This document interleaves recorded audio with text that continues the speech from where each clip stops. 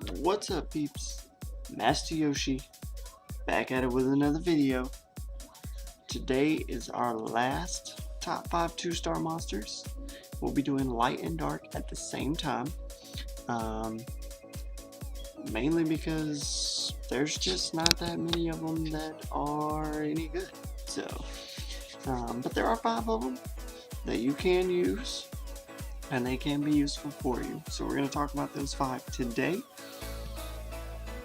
And today was also the day we got Light Dark Scroll from the monthly event, and of course we were disappointed as usual. We got Light Minotaur, so rip Light Minotaur.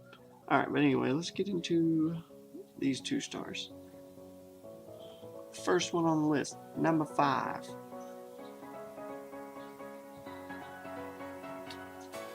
Decameron, right? Alright, Decameron, Dark Salamander. He is, he's pretty much a Kairos dungeon monster. Alright, that's really his only purpose, is Kairos dungeon. But he is good at it, alright? So first skill, just like all the other salamanders, decreases their attack power for 2 turns. Pretty sweet first skill to have, especially for boss fights. Second skill, Dark Storm, deals continuous damage for 3 turns. Damage is increased according to your defense. Once again, just like the wind one, it's a really cool skill. Doesn't scale super hard with defense, so don't think you're gonna go defense, crit damage, defense.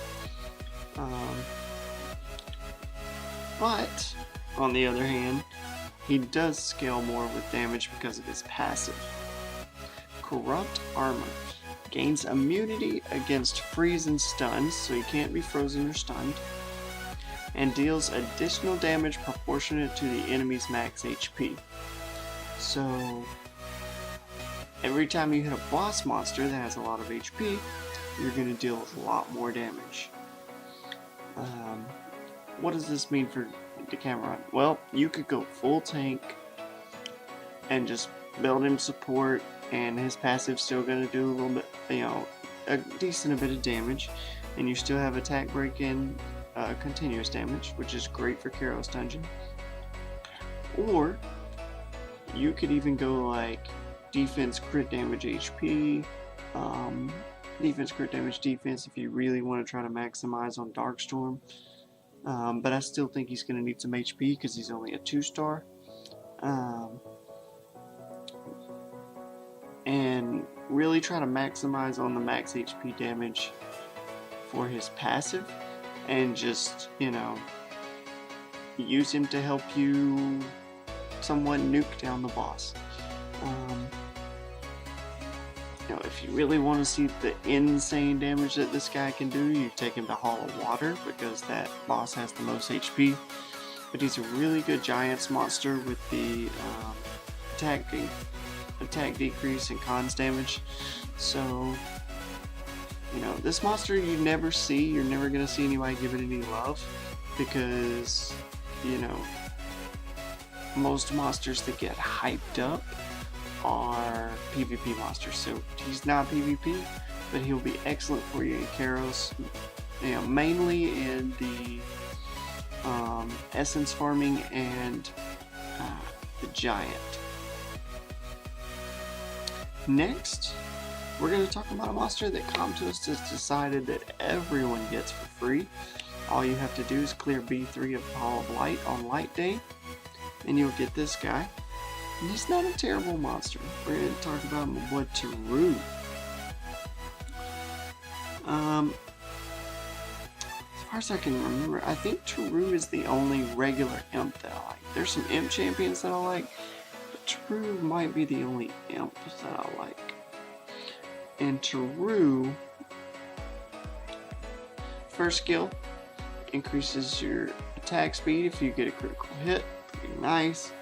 Light Ball stuns the enemy for 1 turn.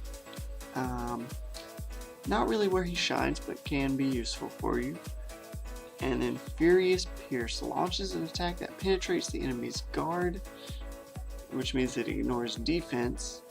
It gains a 50% crit bonus just for this one skill. So this dude is pretty much a one-hitter quitter, right? He's going to come in, he's going to one-shot somebody with his third skill, and then he's a sit and duck.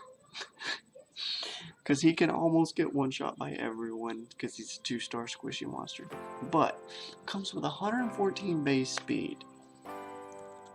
For a 2-star, that's pretty crazy. And he ignores defense. To see this guy's full potential, you're going to want to put as much damage on him as possible and try to give him some decent speed. Like Rage Blade, Fatal Blade, yeah, or even Violent Blade. You gotta have pretty insane violent runes if you want to one-shot somebody. But Rage Blade or Fatal Blade, and you can see his true potential because his Furious Pierce actually hits pretty hard. You can use him in other places PvE wise. You just gotta make sure you can help him survive. You're gonna need a pretty much permanent defense buff. You're gonna need someone with a passive to reduce damage like the Diaz we just got. And you could probably use him in Kairos dungeons too. But pretty cool little unit, really fun unit to use. When you one-shot somebody with a 2-star, it feels really good. Next, we are going to talk about Jansen. Honestly, as far as, fun level goes, I'd probably put Teru above Jansen, but as far as utility, I gotta give Jansen the buff over Teru. Now, first damage does continuous damage for 3 turns.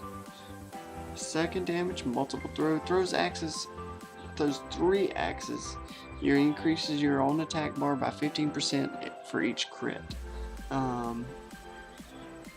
So he can give himself lots of turns, which is decent because he's kind of a baby healer, right? He's going to fill up the attack bar of all your allies by 50% and recovers their HP by 15%. So it's a mini heal, but it's a 50% attack bar increase. So most of your attack bar buffers are going to be like a 30% attack bar buffer. This guy gives you half of an attack bar and does a little mini heal. So instead of giving you an attack speed buff like Bernard does, he gives a little mini heal. Pretty cool unit.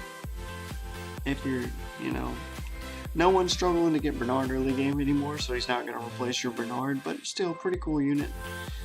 Especially if you're trying to take a team that takes a lot of turns. And he's going to have a little mini heal on the back end of that too.